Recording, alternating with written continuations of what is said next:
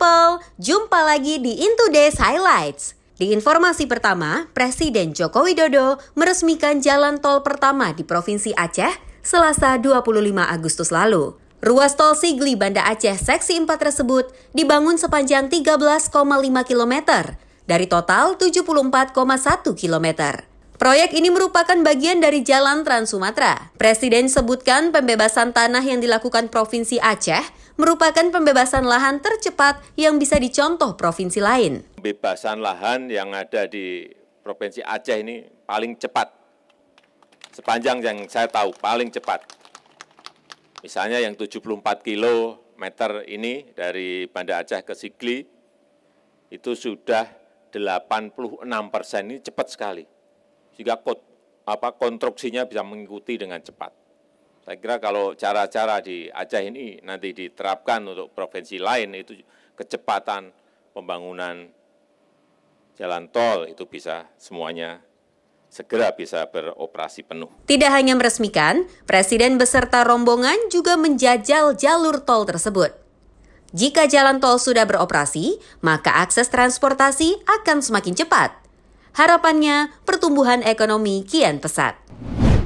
Di informasi lain, Kementerian Keuangan Republik Indonesia menyatakan Gedung Kejaksaan Agung yang Sabtu lalu kebakaran belum diasuransikan. Renovasi atau pembangunan kembali membutuhkan anggaran baru yang baru bisa didapat dari APBN tahun depan. Tentunya membutuhkan penganggaran baru dari APBN. APBN tahun ini pasti tidak ada karena kan belum pernah dianggarkan ini. Jadi paling cepat tahun depan, tahun 2021. Gedung Kejaksaan Agung yang dibangun pada tahun 1970 ini diperkirakan bernilai 155 miliar rupiah. Namun dihitung dengan renovasi yang telah dilakukan, maka nilai gedung tersebut bertambah menjadi 161 miliar rupiah. Sebelumnya Sabtu 22 Agustus kemarin, Gedung Kejaksaan Agung di kawasan Kebayoran Baru, Jakarta Selatan terbakar. Polisi masih lakukan pemeriksaan saksi hingga penyelidikan untuk mencari tahu penyebab dan asal api. Di informasi selanjutnya, pemerintah menunda penyaluran bantuan subsidi upah yang semula dijadwalkan pada 25 Agustus 2020. Menteri Ketenagakerjaan Ida Fauzia sebut, penundaan dilakukan lantaran harus ada pengecekan kembali terhadap data yang diserahkan BPJS Ketenagakerjaan. Meski demikian, Menaker pastikan penyaluran subsidi tahap pertama bakal dilakukan Agustus ini. Sementara itu, Menteri Keuangan Sri Mulyani tuturkan pegawai honorer termasuk kelompok yang akan mendapatkan subsidi gaji. Di samping itu, guru honorer juga masuk dalam daftar penerima manfaat. Pemerintah telah menganggarkan lebih dari 37 triliun rupiah untuk program subsidi pekerja terdampak COVID-19. Sekitar 15 juta pekerja akan mendapatkan Rp600.000 selama 4 bulan, sehingga total per orang akan dapatkan 2,4 juta rupiah. Beralih ke informasi lain, Gubernur Jawa Barat Ridwan Kamil jalani tahap pertama uji coba vaksin COVID-19 Selasa 25 Agustus kemarin. Berlangsung di Puskesmas Garuda, mantan wali kota Bandung ini sesuai prosedur ikuti tes kesehatan hingga tes usap. Jika hasil tes aman, maka RK akan ikuti tahap kedua, yaitu penyuntikan vaksin di 3 hari usai tes kesehatan. RK beserta sejumlah pejabat lainnya sebut, jadi relawan ini sebagai upaya memerangi COVID-19 dengan cara memastikan keefektifan vaksin tersebut. Sehingga mudah-mudahan tidak ada lagi provokasi-provokasi atau berita-berita yang kurang pas karena kurang ilmu, karena kurang pengetahuan, akhirnya menghabiskan ruang informasi masyarakat. Uji klinis ini memerlukan waktu 6 bulan ke depan dengan total kunjungan sebanyak 5 kali. Penyuntikan vaksin dilakukan pada kunjungan kedua dan ketiga. Dari dalam negeri, kita beralih ke mancanegara. Sejak Senin 24 Agustus 2020, lebih dari 9.000 mahasiswa kembali mengikuti kelas tatap muka di Universitas Wuhan, Cina. Universitas ini menjadi yang pertama memulai kembali kegiatan belajar mengajar di kelas setelah kasus COVID-19 di kawasan tersebut mereda.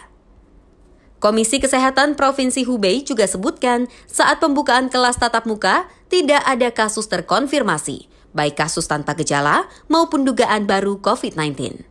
Sebelumnya, aktivitas kelas fisik sekolah hingga universitas ditangguhkan akibat pandemi. Pasalnya, kota Wuhan pernah menjadi epicentrum COVID-19. Selanjutnya dari dunia olahraga. Bayern Munchen menjadi juara Liga Champions musim ini setelah mengalahkan Paris Saint-Germain dengan skor tipis 1-0. Kemenangan ini sekaligus membukukan ketangguhan di Bavaria sebagai tim peraih treble winner atau trigelar musim ini. Karena tidak hanya meraih si telinga besar, Munchen juga menjuarai Bundesliga Jerman dan Piala DFB Pokal. Perjalanan di Bayern untuk menjadi juara Eropa bisa dibilang luar biasa. Neuer dan kawan-kawan meraih gelar dengan memenangkan seluruh laga. Anak asuh Hansi Flick ini mencetak 43 gol dan hanya kebobolan 8 kali. Pencapaian tersebut membuat Bayern Munchen masuk dalam daftar buku sejarah Liga Champions. Die Roten menjadi tim pertama yang memetik gelar tertinggi antar klub Eropa dengan kemenangan 100% dalam satu musim penuh. Kabar berikutnya masih dari lapangan hijau. Mega bintang asal Argentina, Lionel Messi, nyatakan keinginannya untuk hengkang dari Barcelona. Rumor Messi tak betah lagi di Camp Nou sebenarnya sudah terdengar sejak Barca terhempas 2-8 dari Munchen di Liga Champions kemarin. Pengacara Messi dikabarkan meminta El Barça untuk mengaktifkan klausa dirinya agar bisa free transfer di musim ini. Usai nyatakan keinginannya, nasib La Pulga kini dikaitkan dengan sejumlah klub, diantaranya Inter Milan dan Manchester City. Lionel Messi sendiri sudah belasan tahun berkarir bersama Lau Blaugrana. Debut di tim utama pada tahun 2004, ia telah mencetak banyak prestasi. Kini ia menjadi kapten tim dan sudah 6 kali meraih trofi Ballon d'Or. Kita beralih ke dunia musik. In People, Bangtan Boys alias BTS kembali menjadi trending usai merilis single Dynamite. Musik klipnya bahkan pecahkan rekor disaksikan 100 juta kali di YouTube dalam waktu tercepat. Gak hanya satu video loh, Big Hit selaku agensi juga membuat versi B-side. Di video ini ditayangkan adegan-adegan yang tidak ditampilkan dalam video asli Dynamite. Selain video musik, di balik layar pembuatan video klip ini juga diunggah. Wah, para ARMY dijamin makin kegirangan deh. Dynamite menjadi single berbahasa Inggris pertama untuk Jimin dan kawan-kawan. Rencananya, lagu ini akan hadir di album terbaru BTS yang akan hadir akhir tahun nanti. Kembali ke informasi dari tanah air. Sebuah film pendek berjudul Tilik kini tengah viral. Film ini berkisah tentang perjalanan sekelompok ibu-ibu yang ingin menjenguk kerabat, yakni ibu lurah yang sedang sakit. Hampir di sepanjang jalan, ibu-ibu tersebut asik bergunjing. Dibuat dengan misi menarasikan berita sesat alias hoax, film ini juga mengangkat soal perempuan. Dian ki gaweane apa ya? Kok jare ana sing tau ngomong yen gaweane ki ra genah ngono kuwi lho. Pada film Tilik, penonton pun dibuat gemas kepada sosok Butejo. Lewat ocehan yang ceriwis menjadi trending di media sosial. Makane dan duwe HP kuwi ora mung dienggo gaya tok, ning nggo golek informasi ngono lho. Ya. Karya sutradara Wahyu Agung Prasetyo ini sebenarnya sudah ada sejak tahun 2018. Tetapi selama 2 tahun, warawiri di sejumlah festival hingga akhirnya diunggah untuk ditonton publik pada 17 Agustus kemarin. Dan hingga Kamis 27 Agustus, Tilik sudah disaksikan lebih dari 15 juta kali. Nah, kalau In People ingin tahu lebih lengkap, film berdurasi 32 menitan ini bisa kamu saksikan lewat akun YouTube Rafa Chana Film. Lah kok ya kowe kira ngabari aku to ya, Yang?